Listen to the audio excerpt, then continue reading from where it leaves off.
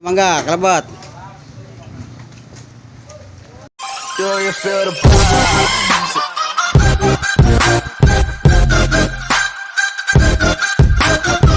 Dimana mungkin sebagian sudah mendengar saya awalnya dari PAC Cibadak, senyap aja mainnya sama Pak Sopar tadi, tapi setelah mungkin diketahui oleh ketua, akhirnya saya ditarik ke DPC Kabupaten Lebak untuk membawahi 28 kecamatan, yang dimana yang intinya sesuai dengan fungsi sebagai biro hukum, ya tentunya memberikan pemahaman hukum. Saya tidak masuk ke ranah internal daripada PAC atau Ranting ataupun DPC. Saya tidak masuk dalam konteks persoalan karena itu ada bagian-bagiannya. Saya khusus memberikan materi hukum kepada seluruh jajaran Ormas PPKB yang ada di Kabupaten Lebak. Bahkan saya di Depok 1 itu ketua Boy juga, bironya saya juga sama, diminta oleh mereka. Dan saya sebenarnya kan menggunakan background saya sebagai pengacara kan itu ya. Tapi tata fikih walaupun satu ayat sampaikan itu ilmu, bukan hanya ayat Quran saja. Yang namanya kita pengetahuan perlu kita sampaikan, berbagi dulur-dulur gitu maksudnya. Oleh karena itu alhamdulillah pada hari ini saya diberi kesehatan kami dengan rombongan sehingga sampai di PAC Kecamatan Cipanas. Gitu ya Pak Maruf ya. Untuk selanjutnya mungkin ya saya akan memberikan satu metode baik itu penggalian potensi maupun tentang pemahaman hukum di organisasi. Ya, karena organisasi ini kalau saya analogikan seperti rumput kering, mudah terbakar. Nah, ketika terbakar itu bagaimana caranya si api itu jangan sampai panas kena kita. Pengertiannya apa? Bagaimana kita melakukan kegiatan organisasi tapi tidak kena delik aduan? Ya tentu itu ada cara-caranya. Karena ormas ini terkenal ya, BPKB ini benar-benar bentrok. Kenapa? Karena kita tidak ketahuan terkait masalah hukum. Oke, saya awali dengan pertama ya, dari legalitas. Yang dimana saya berkali-kali setiap ketemu dengan PAC, DPC, saya selalu memberikan terkait hak dan kewajiban daripada organisasi atau daripada anggota kita selaku anggota yang sudah di SK. Nah, kita berangkat dari yang pertama dulu, yaitu tentang hak hukum di organisasi.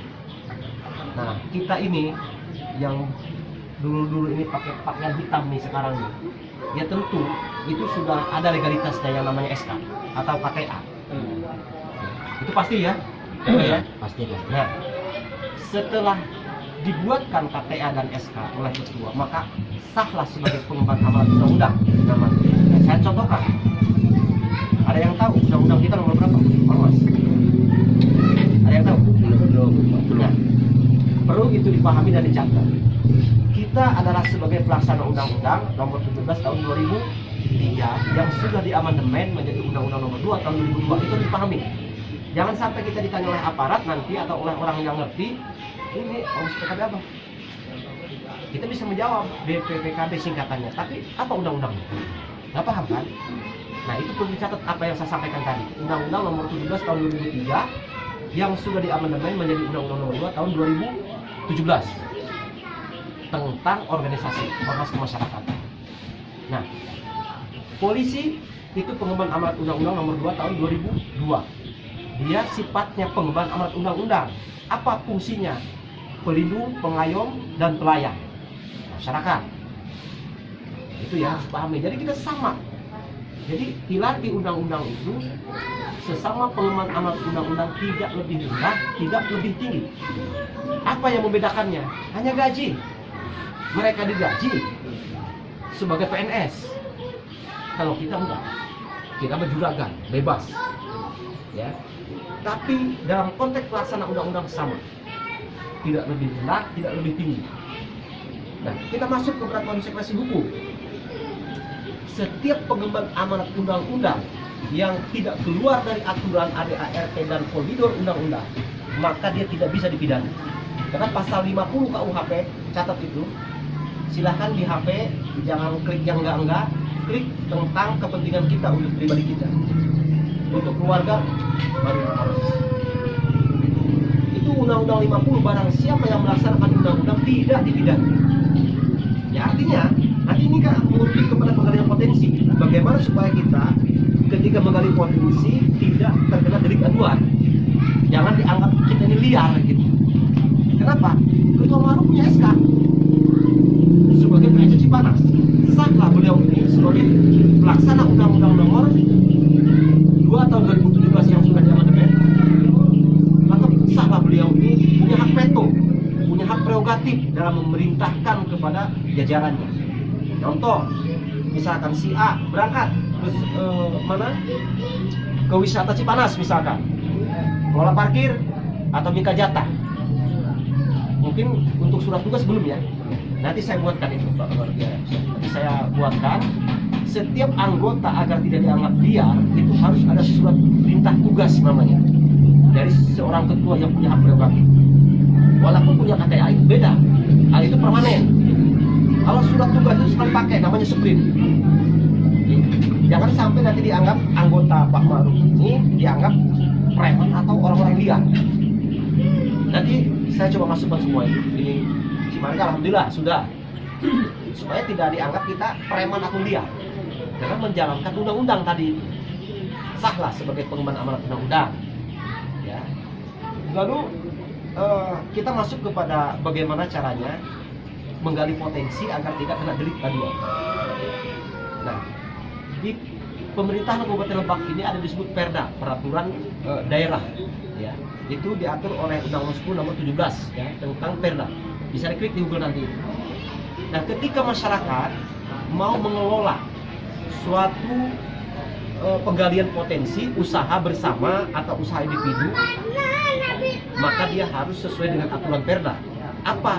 Kalau kita punya wadah BPKB, maka kita ajukan dulu permohonan kepada Dishub namanya, Dinas Perhubungan, di mana ketika kita izin parkir misalkan ya, izin masuk koordinasian dengan pelaku-pelaku usaha, itu ada aturannya. Gitu. Karena parkir ini kalau dikelola dengan baik, itu juga masuk anggaran atau tambahan APBD, APBN dari pengelolaan parkir yang dikelola masyarakat.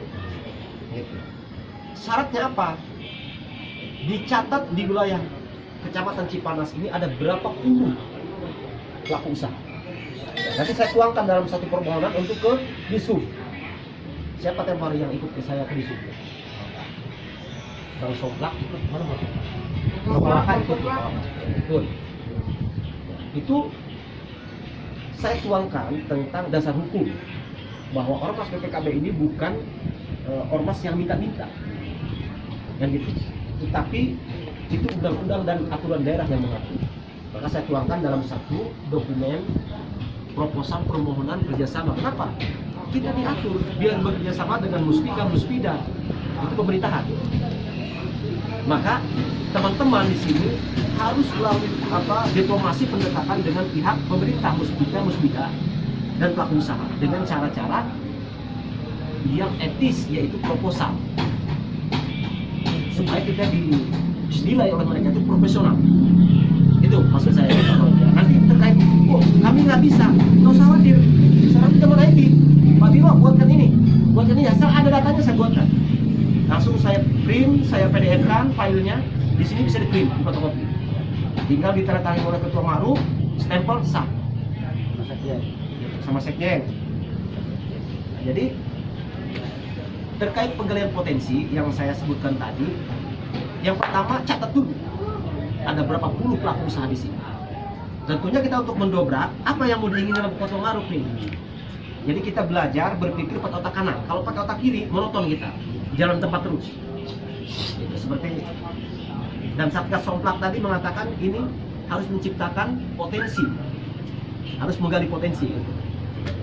Ini luar biasa di Cipanas kalau menurut hemat kami, menurut pandangan kami kan begitu. Dari tamu dari mana saja ada masuk ke daerah sini. Apalagi Katansa. Itu bisa kita kerjasama. Contoh kayak di Darul Naim. Saya kemarin sudah beri pemahaman kepada Abah Aat. Bagaimana cara bekerja sama dengan suatu pesantren. Karena pesantren itu menciptakan ya tamu dari mana-mana datang. Nah, intinya orang tuanya pada datang ke sini. Dari parkir mobil aja gitu udah ketahuan itu.